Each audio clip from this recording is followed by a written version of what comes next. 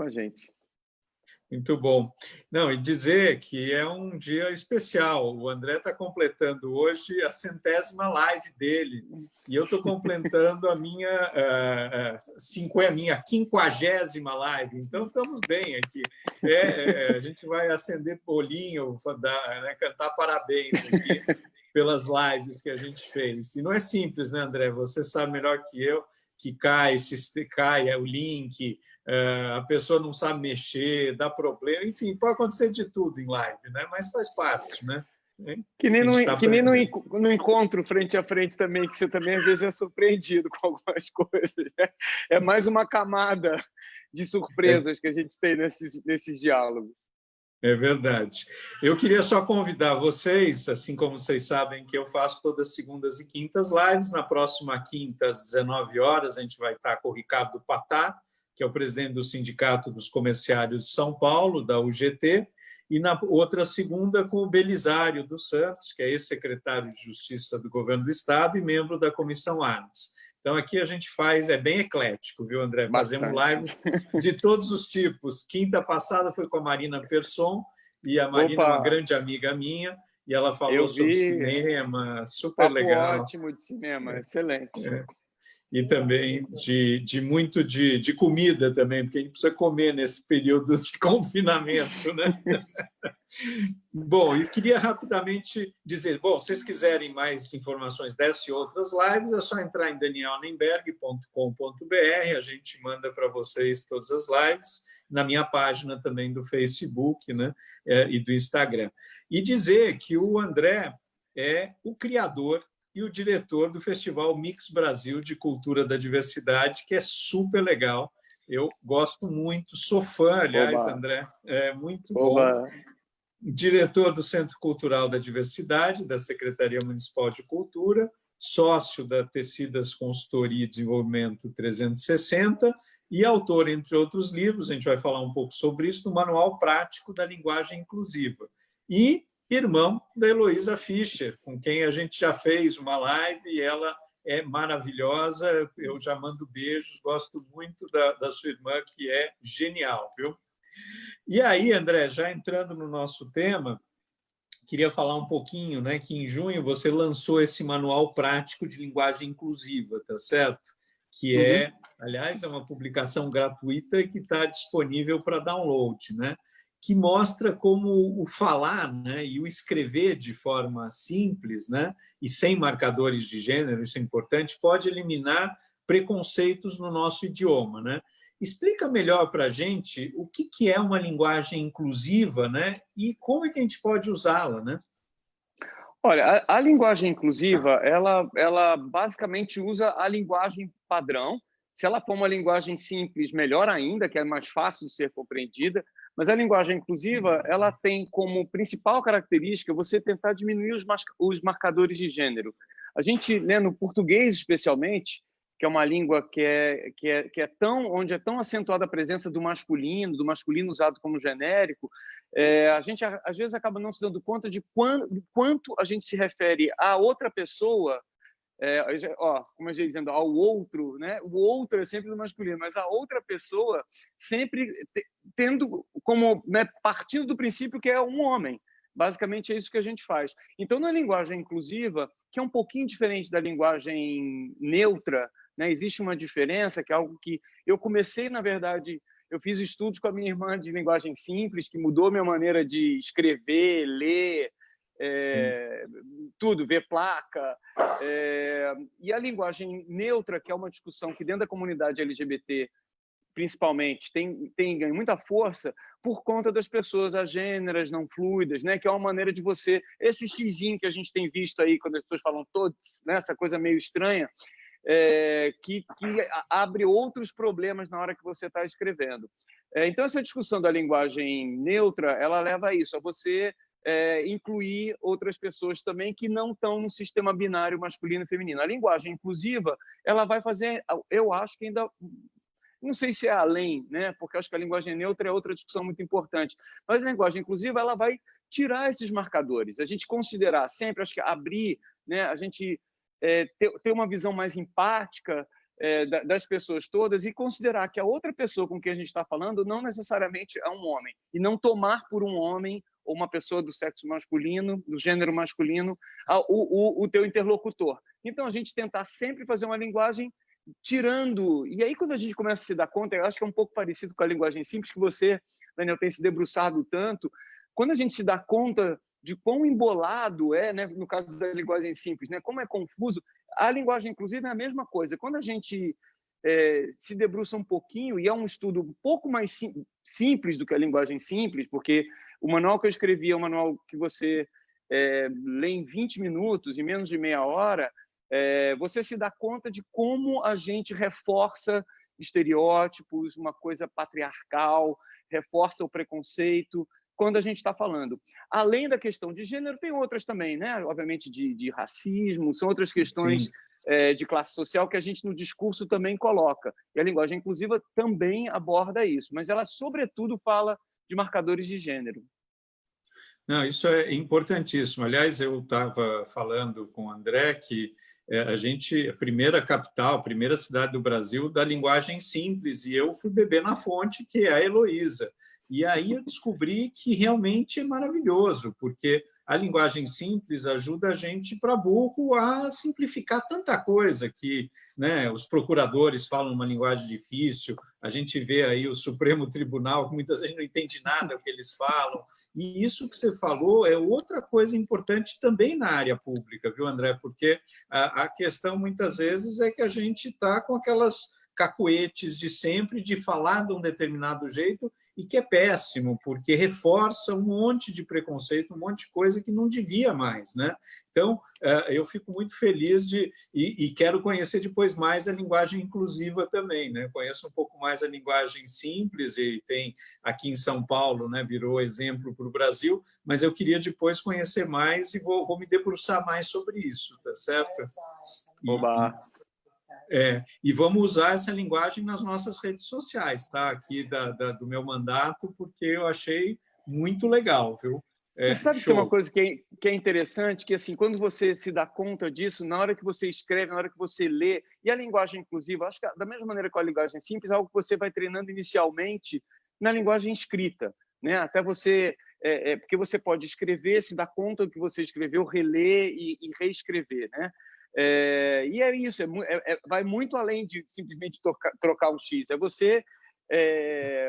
tem algumas dicasinhas, né, de quando você, em vez de você falar o cliente está fazendo, né, o cliente deve, não, fala você deve, né, porque o cliente você está considerando que é um cliente homem, a gente não se dá conta disso.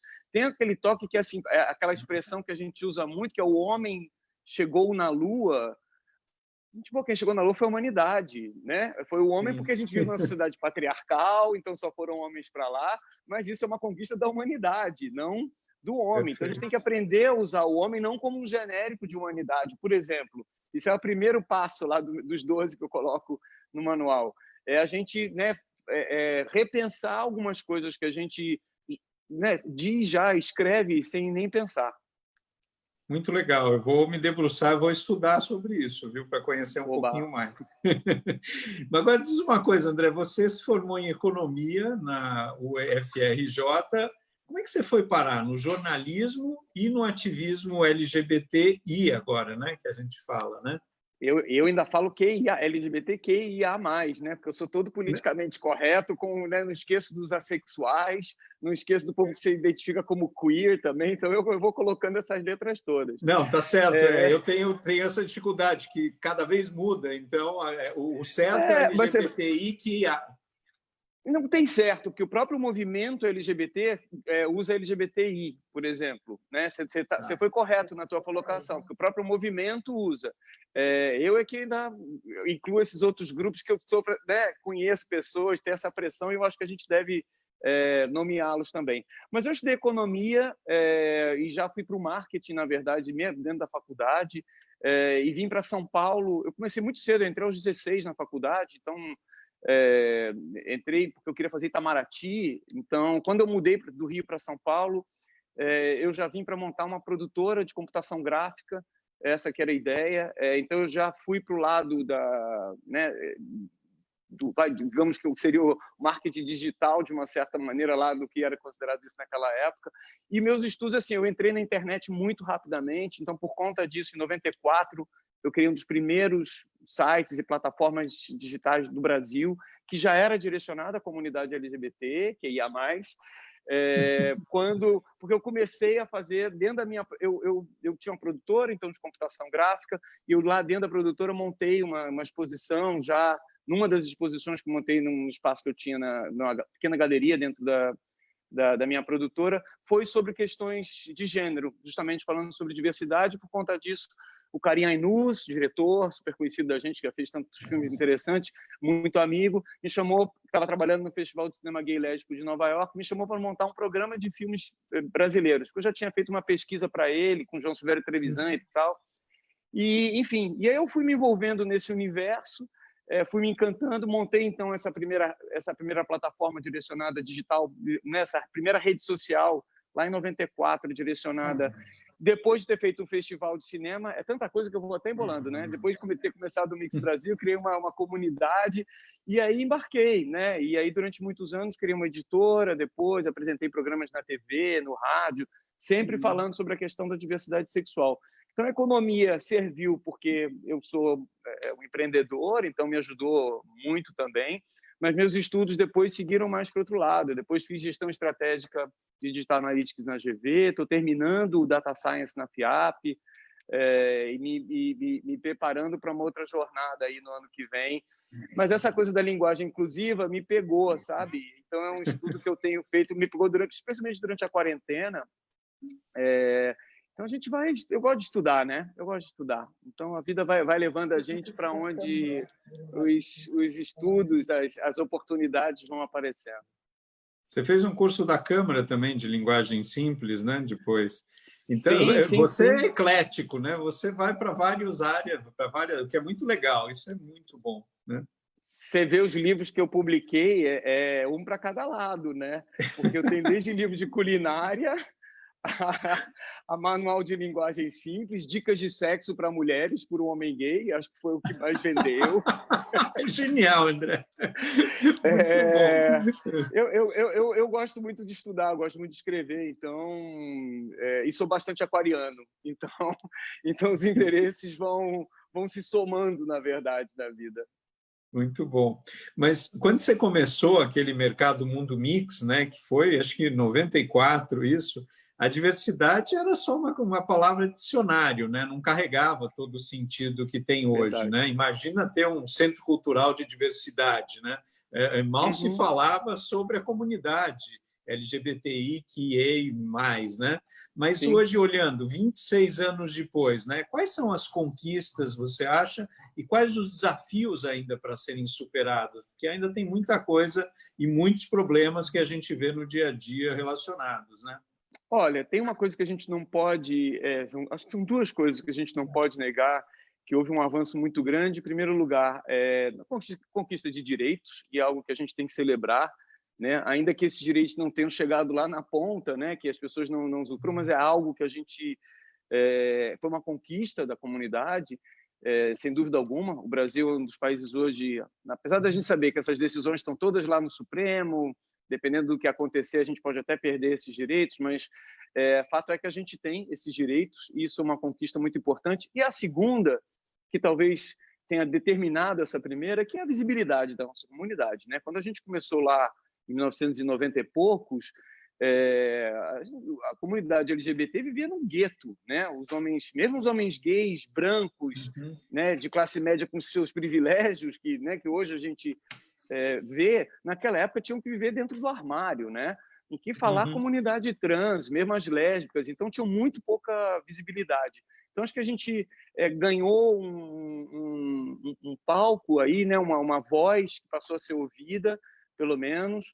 Então acho que essas conquistas a gente tem que celebrar sempre, entender que foram conquistas da comunidade, que a gente tem que todo dia batalhar para que elas se mantenham.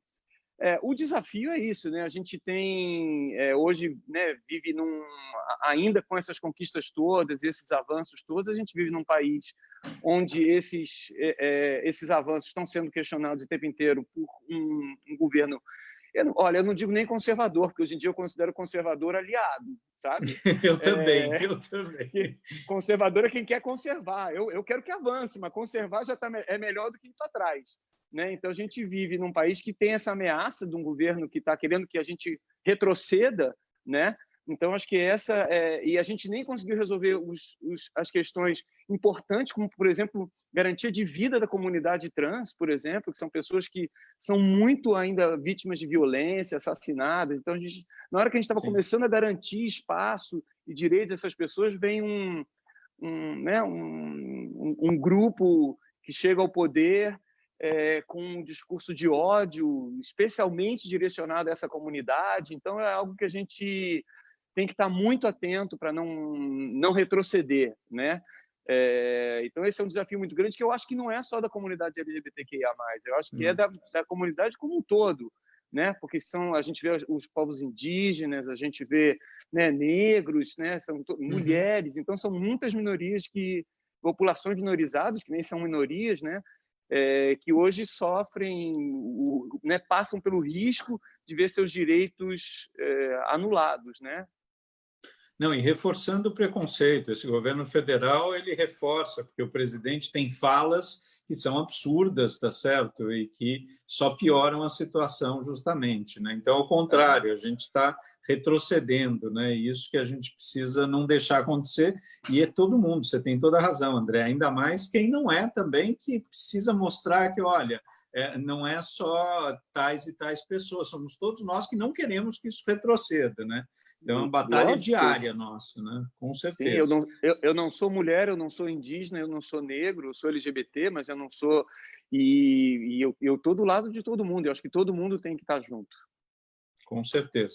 Então, chegando já aqui algumas perguntas, aliás, a Heloísa Alves, que trabalha com a gente, manda abraços para você. Heloísa é maravilhosa, né? E também a gente trabalha junto aqui, eu cada vez mais a respeito e tenho uma grande admiração por ela. Mas aqui o Gabriel... o Gabriel está falando aqui, alguns países nórdicos já têm até nomes próprios, sem gênero, para a criança poder escolher o que vai ser quando crescer. Você não acha que isso atrapalha a formação de uma pessoa? Não, eu acho que, assim, em primeiro lugar, o que atrapalha é, por exemplo, uma pessoa... a gente tem o exemplo dos intersexo, por exemplo, das pessoas intersexo, são aquelas pessoas que não são um número tão pequeno como a gente imagina, são pessoas que vêm realmente com, né, com um DNA ali intermediário entre o que a gente chama de masculino e feminino, que em alguns países como a Alemanha, por exemplo, já tem o direito de registro como terceiro sexo, né, como sexo neutro. Então, a gente já está falando dessas pessoas. A gente tem as pessoas que têm uma questão de identidade de gênero, que durante a vida elas podem ter sido registradas como, né, como menino ou como menina, e que durante a vida elas vão entendendo que elas têm outro tipo de identidade de gênero. Então, você tem a possibilidade de mudar o seu gênero, que hoje no Brasil a gente, né, isso já é uma realidade. Então, uma pessoa que foi registrada como homem e que se entende como mulher, aqui no Brasil ela já pode, não precisa fazer cirurgia, nada disso. O Supremo já determinou que uma pessoa que se entenda, que se identifique como, né, do sexo oposto, não existe oposto, mas de outro sexo, de outro gênero diferente do que ela foi registrada, ela pode fazer essa mudança. Então, eu acho que não. Sabe que eu sempre pensei que se eu tivesse um filho ou uma filha, eu colocaria um nome mais neutro, assim. Acho que sim. Acho que, né, e ainda penso que possa ser lido em vários idiomas. É algo que eu sempre pensei também, que não seja muito difícil para você pronunciar em outros idiomas. Eu acho que não. Acho que é algo que dá mais liberdade, né? Não coloca a pessoa presa dentro, né, de um rótulo. Então, a questão não é você ter o nome de homem ou o nome de mulher. A questão é você ficar, né, prender a pessoas a determinadas comportamentos. Essa história maluca de que menino tem que usar azul, menina tem que usar rosa, né? Isso é uma loucura, né? É o extremo de uma loucura que tem a ver um pouco com essa questão, né, de você, o que é o masculino, o que é o feminino, o que é homem, o que é mulher. Isso são construções sociais mesmo, né? A ideologia de gênero na verdade, uma ideologia feita pelos fundamentalistas, né? Uhum. Né? Que querem aprisionar as pessoas a rótulos, a maneiras de ser homem, a maneiras de ser mulher. Então, acho que é... Aliás, não estudaram. Eu fiz ciências sociais na USP e eu gosto muito de antropologia. E a gente vê que a cultura, né, ela tem N possibilidades. A gente vê Claro. índios, etc., com posturas totalmente diferentes em relação a isso. Essa questão de achar que isso é para um, aquilo é para outro, realmente, né? A minha filha, eu adoro quando ela vai lá e entra e brinca com os games, e aí meu filho fala, não, mas games é para menino. Eu falei, quem disse, meu filho? De jeito nenhum, pelo contrário. E ela dá um show muitas vezes e eu falo, boa, filha, é isso mesmo. Mostra que não tem essa que mundo só de um lado para o outro, tem 1000 possibilidades, né? Então, Lógico. Você sabe que por isso que, inclusive, a gente tem uma sessão, a gente vai para o 3º ano agora com uma sessão de games dentro do Mix Brasil, que começou falando de gênero, basicamente, mas tem essa questão também, porque é um ambiente que não sei por que virou um ambiente meio machista, inclusive, né, sexista, o ambiente sim. dos games, e tem que ter espaço para meninas programadoras, meninas jogadoras, LGBTs que jogam. Então, você tem... eu, como tenho estudado muito essa questão do algoritmo e tal, você, quando vai programar, quando você vai pensar, você tem que ter a mente mais aberta. Ano passado teve essa coisa muito interessante que aconteceu, né, que o Facebook, quando você digitava, o Google, quando você digitava lésbica, ele te jogava sempre para sites pornográficos, porque o algoritmo foi programado por alguém, né, com uma mentalidade machista, preconceituosa, e o algoritmo te levava a sites pornô. E aí teve que ter uma mudança ali para o Google mudar, e você, quando digita lésbica hoje em dia, você cai em sites LGBTs, em perfis de pessoas, de escritoras, autoras, artistas, pessoas lésbicas, né? Não identifica. Então, é uma coisa que, na hora de você programar, na hora de pensar o algoritmo, você tem que se livrar desses preconceitos, porque senão vai ficar reforçando, e lésbica vai acabar sempre indo para coisa pornográfica, o que é uma maluquice. É uma maluquice. Aliás, você falando sobre o Festival Mix Brasil, vocês vão fazer a 28ª, né, edição agora em novembro. E como é que vocês estão enfrentando esse desafio, né, de reformular o formato para esse tempo, né, de isolamento social, né? Aliás, está com inscrições abertas? Pode fazer o merchan aqui, que é muito legal. Ó, a gente está com inscrições abertas para cinema, né? Então, quem faz filmes de curta, longa-metragem, de filmes, vídeos que falem sobre a vivência LGBT, não precisa o realizador ser LGBT, mas que falam sobre a vivência LGBT, estão abertas as inscrições, assim como estão abertas as inscrições também para literatura, que é outra parte do Mix Brasil. A gente esse ano vai ter o prêmio Caio Fernando Abreu. Então, para textos inéditos, podem ser inscritos também. E, pela primeira vez, a parte de teatro do festival, que já é bastante tradicional, vai ter uma premiação também. A gente está recebendo inscrições para o Prêmio Dramática, de novos, nem precisam ser novos autores, mas novos textos inéditos, e que vão ser encenados no festival em novembro. Agora, o desafio esse ano não é só nosso, não, né? Todo mundo que trabalha com audiovisual esse ano tem que repensar muita coisa. Os festivais que já estavam agendados, já estão programados, esse ano a solução foi simplesmente passar para o online. No Mix Brasil que a gente fez, como a gente vai acontecer só em novembro, o que a gente fez é que a gente já fez essa migração, a gente já criou uma plataforma, que é o Mix Brasil Play, que já está com 90 e poucos filmes, porque a gente ainda está com esse desafio, né? Nós já estamos até abrindo agosto, a gente está nesse desafio de não simplesmente passar os filmes online. Por isso eles já estão.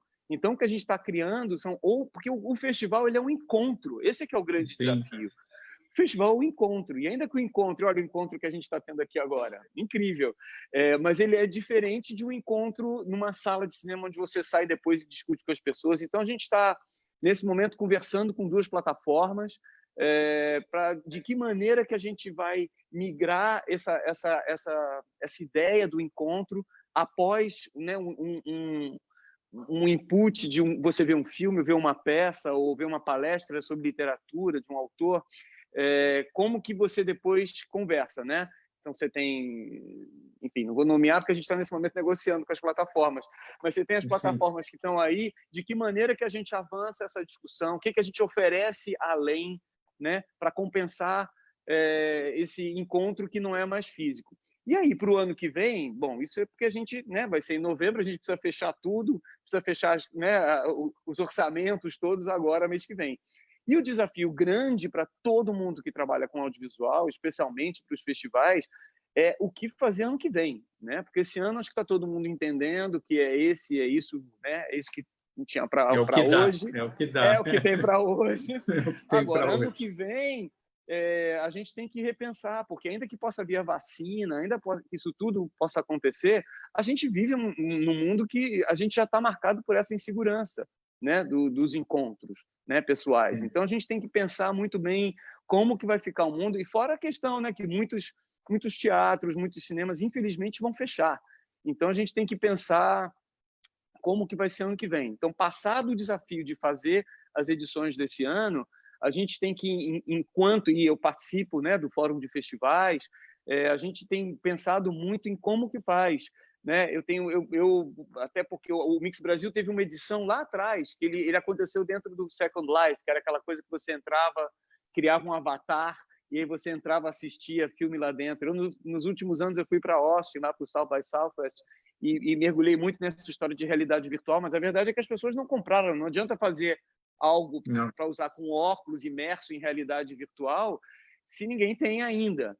Então, a gente tem que entender que isso hoje a gente tem que fazer uma campanha para quem pode, para distribuição de preferência, né? Primeira coisa, né? Você que está aí, né, no campo de decisão, a gente precisa ter internet para todo mundo, né? Precisa ter Eu uma falo, internet, um sinal inclusão melhor, digital é é básico, é básico. fundamental. Lá no Centro Cultural da Diversidade, a gente está, né, com atividades online. Eu tenho parte da equipe que está trabalhando em casa que não tem internet. Então, como é que as pessoas trabalham, né? Então, só com um celularzinho ali, com seu pacotezinho de dados. Então, são questões que a gente, enquanto sociedade, vai ter que pensar, porque isso que aconteceu aqui com a gente é uma experiência para algo que a gente tem que se aprofundar, na verdade, uma maneira diferente, ou são outras, né? O vale transporte, não sei se é tão importante quanto se ele muda para um vale Wi-Fi, né? Não sei como é Não, que as com coisas vão se certeza. dirigir, mas vai ter que ser.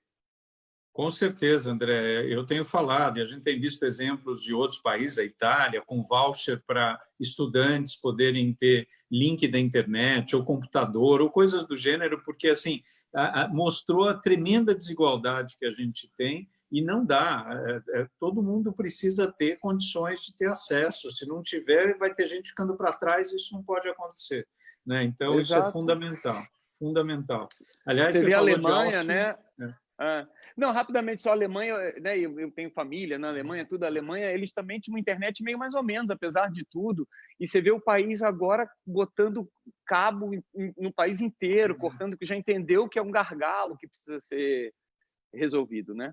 Você estava falando de Não, South by Southwest? não, eu ia falar que já várias pessoas falaram que eu preciso uma hora ir lá e conhecer, porque eu não fui, mas todo mundo fala muito bem, É mas incrível. parece que é muito legal. Agora, você falou da Alemanha, tem países tipo a Estônia, que até alguns anos atrás não tinham nada, e hoje são todos serviços eletrônicos, né? Agora, Eu tive não na é só Estônia.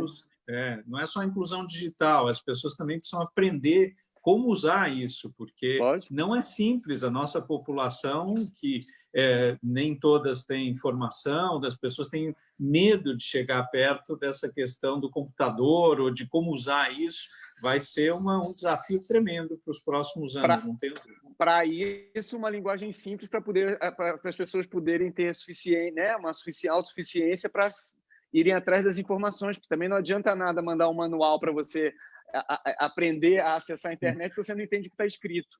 Então, é verdade. Ou um monte de né? termo em inglês, ou sigla, e assim por diante, né? Ou, na hora dessa informação toda, você tratar essas pessoas todas como se fossem um homem branco de classe média, né? Então, assim, você tem que, É verdade. a gente tem que pensar muito na linguagem na hora de fazer qualquer coisa. tem razão. Mas, mudando um pouco de assunto, André, a gente, na semana passada, teve aí uma polêmica super inflamada em torno da campanha do Dia dos Pais, né? Da Natura, aliás, brava Natura, gostei muito, colocou o Tami, um homem trans, para participar. E esse caso refletiu, porque houve comentários aí muito complicados e mostrou essa onda crescente, conservadora que a gente está vivendo no país, até com ameaças, né, à nossa jovem democracia. Como é que a gente pode lidar com a intolerância, com o preconceito nesse momento? Como você vê essa questão? Olha, tudo é a história do copo meio cheio, meio vazio, né? Se você olhar pelo outro lado, olha que incrível, né? A gente tem uma campanha de uma grande empresa no Dia dos Pais com um homem trans que acabou de ser pai, né? Ali retratado. E essa empresa, a Natura, que é, né, assim como outras empresas, e não são poucas, são muitas, que têm dado espaço à comunidade LGBT, que tem levado essa discussão adiante, não só, né, de pessoas negras. Até muito pouco tempo atrás você não tinha nem modelo negro em campanha. E quando colocava, tinha gente reclamando que eram pessoas negras aparecendo em campanhas, ou pessoas gordas, né? Então, se você olhar por outro lado, é muito interessante que ainda que essa onda, eu me recuso a chamar de conservadora, porque a onda conservadora é outra coisa. Essa onda fundamentalista, né?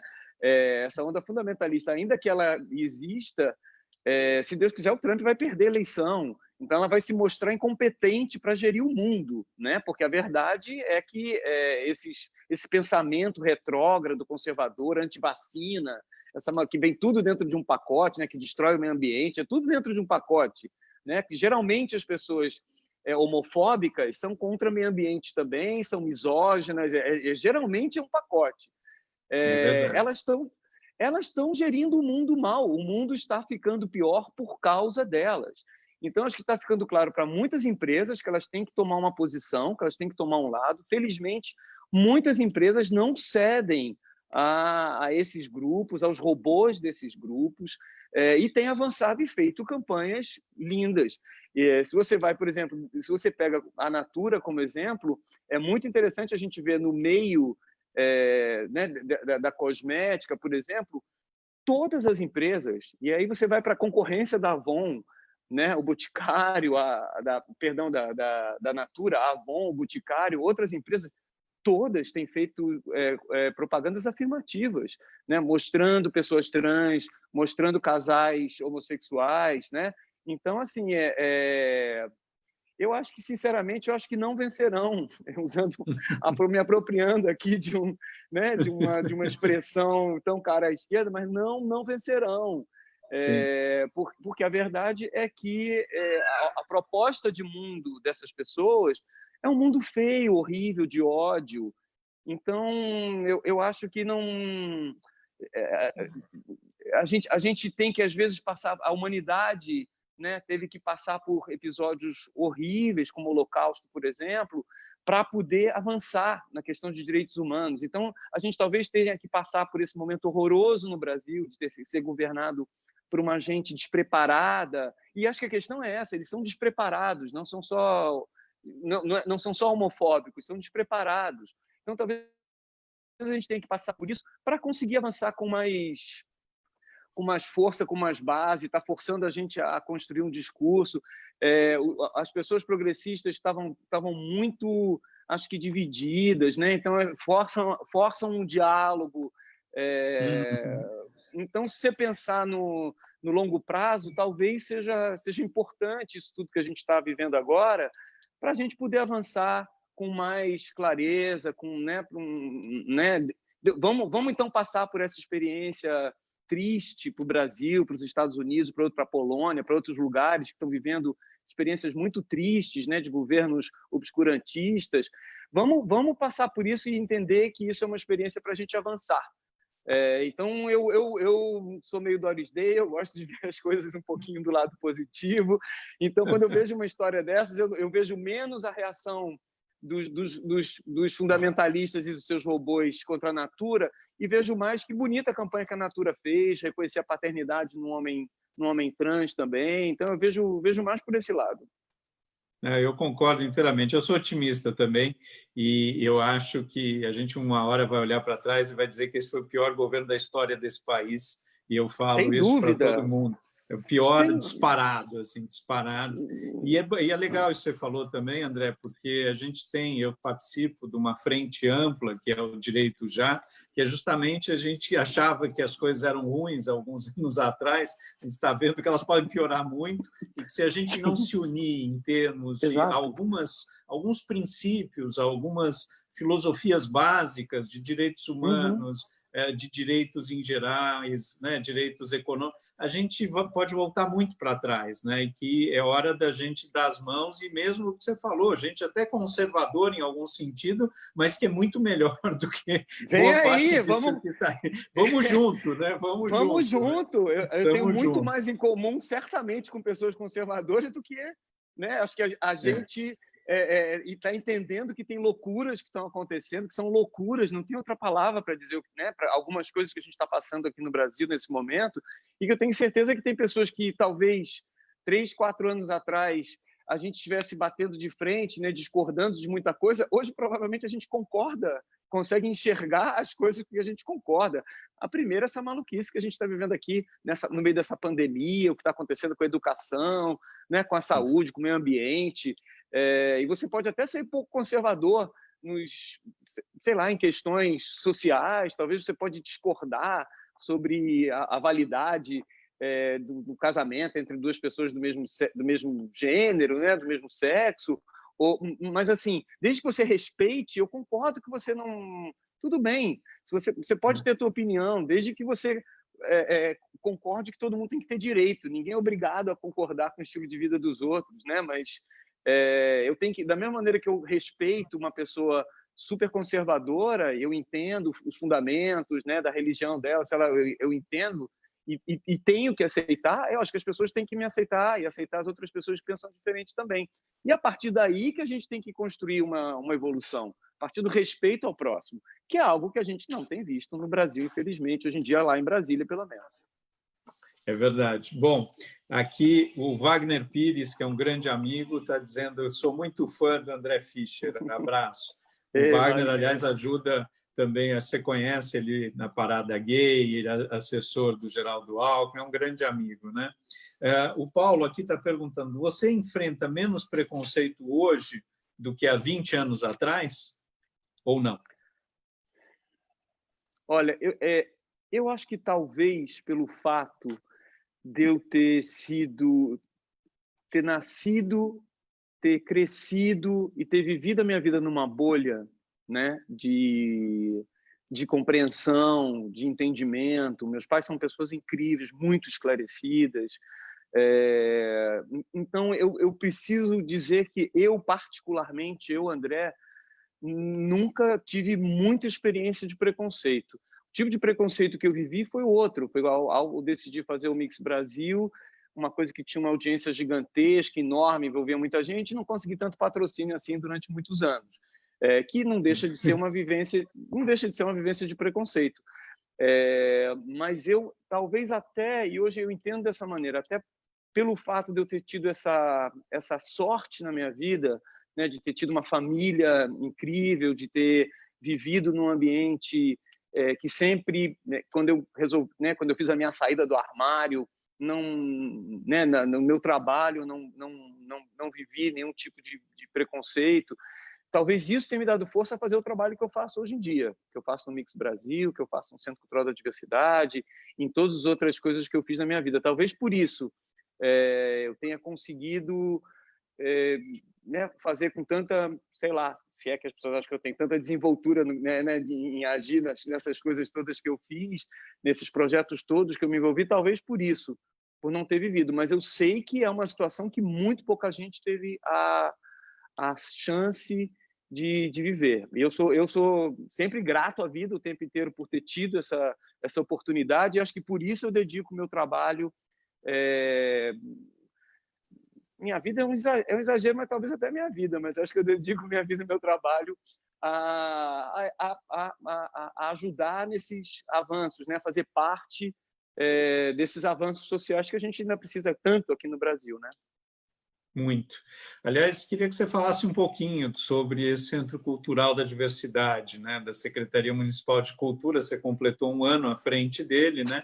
E acho que muita gente não conhece esse Centro Cultural da cidade. Queria que você contasse um pouquinho sobre a atuação, as atividades, para que as pessoas saibam onde fica, o que faz, né? Ele, na verdade, é novíssimo, né? Porque ele na verdade, o Teatro Décio de Almeida Prado, que é um teatro lindo de morrer, ali no Itaim Bibi, um teatro modernista, uma arquitetura dos anos 40, super bem conservado, lindo, num parque que foi conservado no meio do Itaim Bibi, ali no meio daquelas startups todas, mas que estava abandonado. E ali também a biblioteca Anne Frank, que é uma biblioteca, a primeira biblioteca infantil de São Paulo, também um prédio lindo de morrer, estava fechado. E aí o Ale Youssef, que era o secretário de Cultura, um grande amigo já de jornada também, a gente já esteve junto em vários projetos, ele, o Pedro Granato, que é o coordenador dos centros culturais, e o Júlio Dória, que é o cara que estava que cuida ainda dos teatros de São Paulo, me chamaram para pegar. É uma coisa que fazem muito, não preciso dizer, com LGBTs. Pega um lugar que está micado, entrega para os LGBTs, fazem muito no mundo inteiro. Entrega para os LGBTs. Te vira, né? Te vira, que eles vão dar um jeito. E foi, na verdade, o que aconteceu. Óbvio que com todo o suporte, não me largaram, deram suporte. Então, não, a gente, o Ale é ótimo, eu gosto muito dele. O Ale, o Pedro, o Júlio, toda a equipe, na verdade, é uma equipe incrível. Eu nunca tinha trabalhado no setor público, nunca tinha sido servidor público. De uma certa maneira, me encontrei enquanto servidor público. Não é fácil, viu? Nada fácil, nada fácil. Mas é um desafio interessantérrimo, sabe? Eu acho que, principalmente, sei lá, na minha vida, de tudo que eu fiz, e agora, depois de 50, tá tendo esse novo desafio, está sendo muito interessante. Então, a gente pegou esse teatro, essa biblioteca, tinha uma área que a gente transformou num espaço expositivo, ficou lindo de morrer.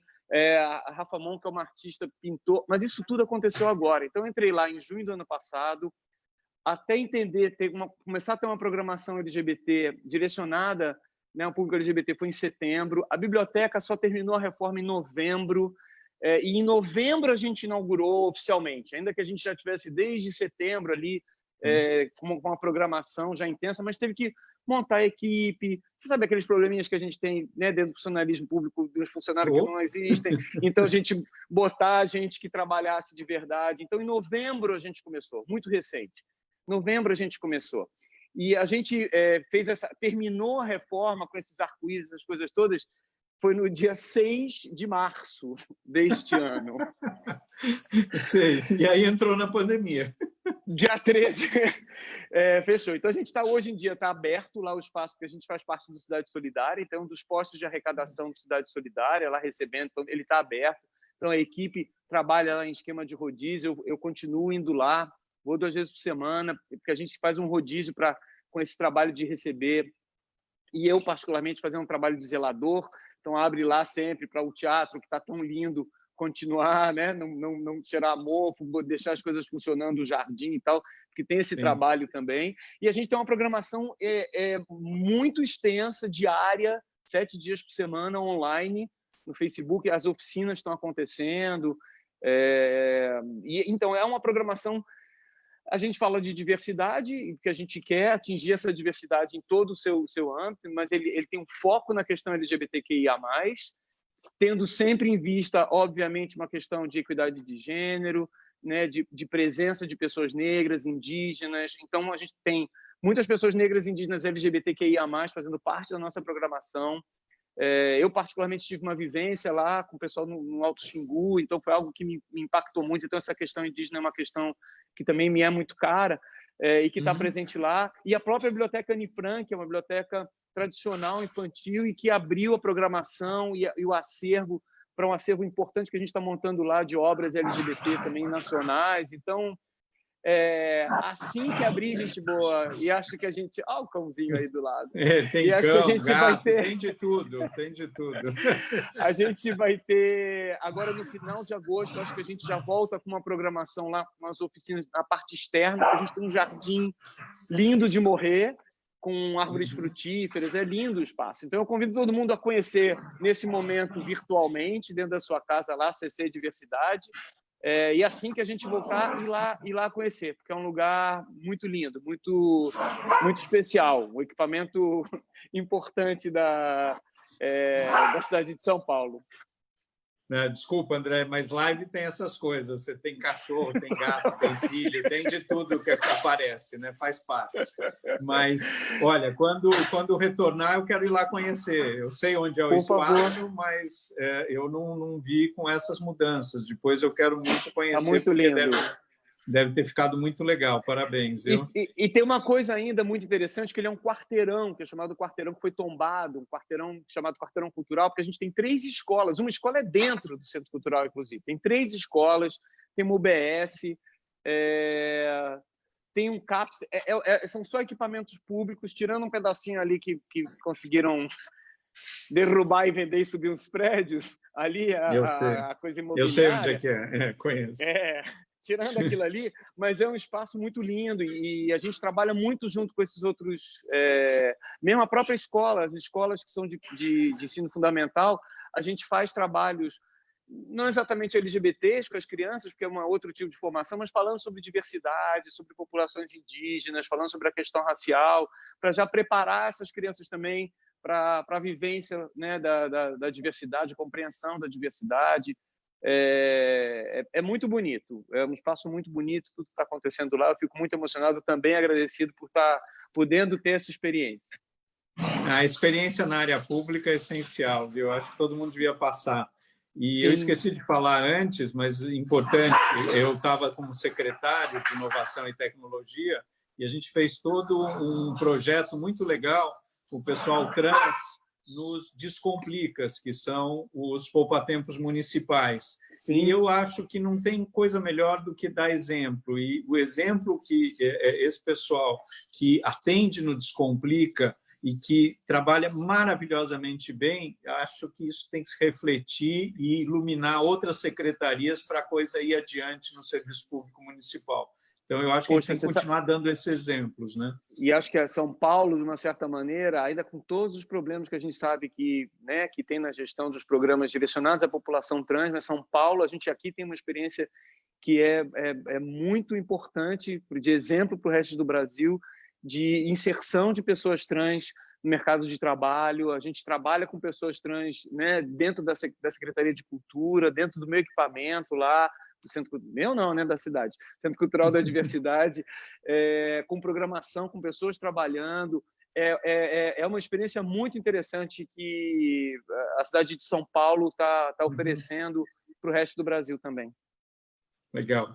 A Fernanda está dizendo que quer conhecer, o Floriano Pêsaro manda abraços. Opa! Enfim, o Floriano é um grande parceiro. E eu queria, a gente já está quase chegando ao final, mas você publicou aí um dos livros que é o Sozinho na Cozinha, né?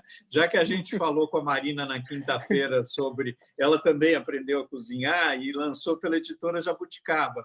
Que dicas você daria para quem está se aventurando na cozinha nessa quarentena, né? O que você acha que as pessoas precisam saber, o básico, assim, vamos dizer? Olha, o livro premonitório, né? Porque a minha vida hoje é essa, sozinho na cozinha, né?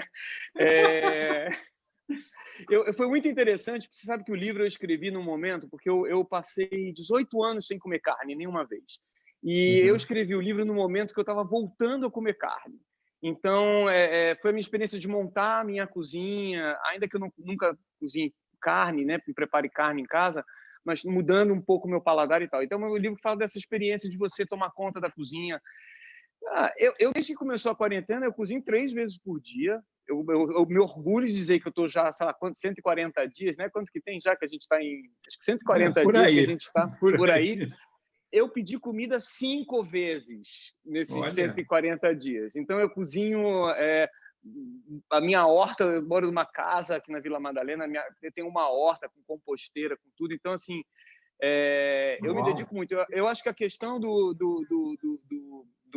da alimentação é algo que você tem que incluir para quem está sozinho ou em dupla, enfim. que não tem mais alguém para cozinhar, que não sai mais para pedir comida, é incluir a cozinha no teu dia a dia. Então, assim, eu acordo, descasco uma berinjela, já deixo ela pré-preparada porque eu sei que eu vou fazer ela à noite. Na hora do almoço eu faço preparo ali um arroz com outra coisa que eu já estou aproveitando aqui da véspera que eu fiz. Então, assim, eu de uma certa maneira passo o dia com a cozinha permeada na minha rotina, né? A coisa da berinjela, eu estava falando porque aqui, olha, faltou 10 minutos assim, eu terminei as coisas que eu tinha que fazer antes da nossa live aqui, eu fui lá descascar a berinjela rápida, para depois aqui da live já ficar mais rápido o babagaduche que eu vou fazer. Você sabe que, berinjela, eu sou descendente de russos judeus e em casa tem uma coisa da berinjela que você coloca 2 berinjelas em cima do fogão, você queima a berinjela, tira a casca dela, bate direitinho ela com já cebola, tá e fica um patê maravilhoso, né, de berinjela com cebola. Eu sou apaixonado, é uma das coisas que eu mais gosto de fazer, porque é muito bom.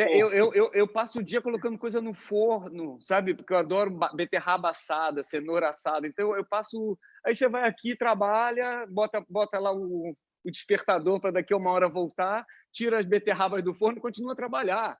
E vai comer mais tarde. Então, acho que a dica é essa. Muito legal. Eu adoro cozinhar. Então, você passa o dia conectado nessa energia, meio que nos intervalos. É verdade. A Alcione aqui está falando. Hoje, meu filho observou que as campanhas dos Dias dos Pais só mostram itens masculinos, mas os homens hoje cozinham, cuidam da casa, podem querer ganhar uma panela, viu? Totalmente. Eu estou aceitando, inclusive, que as minhas panelas, coitadas, nessa quarentena, deram uma sofrida. E eu ia te perguntar, mas você já falou bastante, né? Que como que você tem lidado com o isolamento, né? Se a tua rotina mudou muito ou não, né? Com isso que a gente está vivendo, né? Olha, eu acho que todo mundo é uma gangorra, na verdade. Mas eu também preciso dizer que eu acabou meu FOMO, aquele fear of missing out, aquele medo de estar perdendo alguma coisa. Que eu sempre vivia, tinha uma coisa, eu estou sempre achando que eu estava perdendo alguma coisa, então, de uma certa maneira, a quarentena para mim foi uma tranquilidade, porque eu não estou perdendo nada, está tudo aqui, ou aqui ou ali no computador. Eu fiz muitos cursos, mas muitos mesmo, eu emendo um curso no outro, além do alemão que eu estudo, além do data science, mas eu estou sempre fazendo um curso, começa semana que vem um novo na USP, sobre internacionalização da arte. Então, assim, para falar a verdade, para mim a dificuldade vai ser voltar, porque eu me encontrei muito, assim, foi um processo muito interessante. Eu tinha acabado de me separar há pouco tempo, então foi estar só, né? Depois de muitos anos, foi muito importante também estar sozinho e curtir estar sozinho. Sem a pressão de ter que estar na rua conhecendo gente, né? Tem essa questão que acho que a quarentena, para quem é hiperativo, de uma certa maneira, se soube se encontrar, se não ficou desesperado, é um alívio você dizer olha, não pode sair de casa, então não pode. Então eu me adaptei muito bem, viu, a quarentena. Estou muito feliz, eu acho que vai ser uma coisa que vai ser transformadora, mesmo depois que abrir tudo e tal.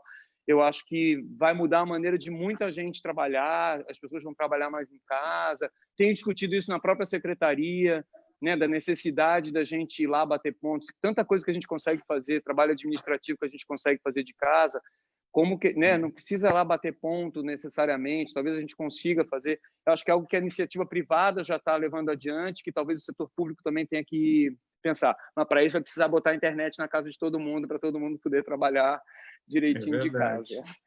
Não, você sabe, a gente na secretaria colocou o SEI para funcionar, que também, se não tivesse, que é o Sistema Eletrônico de Informações, que é a digitalização da prefeitura, não teria dado, mas falta a inclusão digital, você tem toda a razão. E eu acho muito interessante. Eu também fiquei mais em casa, né? Lógico, todo mundo, mas essa coisa, porque tem cachorro, tem gato, tem filho, e aí tem hora de um estuda, o outro usa o computador. Então, você precisa ter outra rotina e outra organização, né?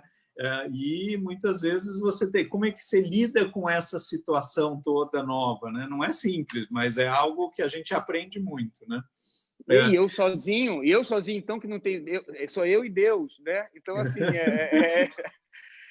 também é um desafio, né? Sim. Você ser dono do seu tempo absolutamente, né? É também um desafio. Você encontrar fazer uma nova rotina, é um exercício interessante. É verdade. E, André, para terminar, como é que você acha que vai ser aí o nosso novo normal? Se é que vai ter um novo normal? Como é que vai ser o mundo pós-Covid? Você já falou um pouco essa questão do teletrabalho, né, a distância, mas você é mais otimista ou pessimista? Eu não gosto de falar que eu sou otimista, porque aí fica parecendo uma coisa irreal, né? Eu acho que eu sou um realista com viés positivo, talvez seja isso. Porque eu fico buscando, né, mentalizar sempre, né, enxergar as possibilidades que tem em tudo que acontece. Na verdade, eu tenho um moto da minha vida que eu aprendi na minha longa jornada espiritual, que tudo acontece para melhor.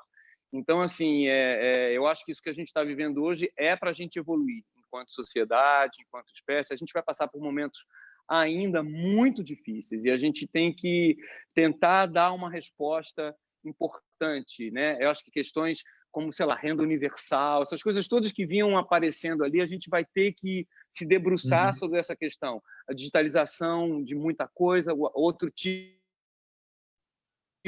de aumentar o acesso digital às pessoas. Então, são coisas que vão realmente mudar. Porque quando a gente falava de vai ser tudo digital, a gente estava falando só das pessoas que tinham dinheiro para ter um bom pacote de dados, né? Que no Sim. Brasil é quanto?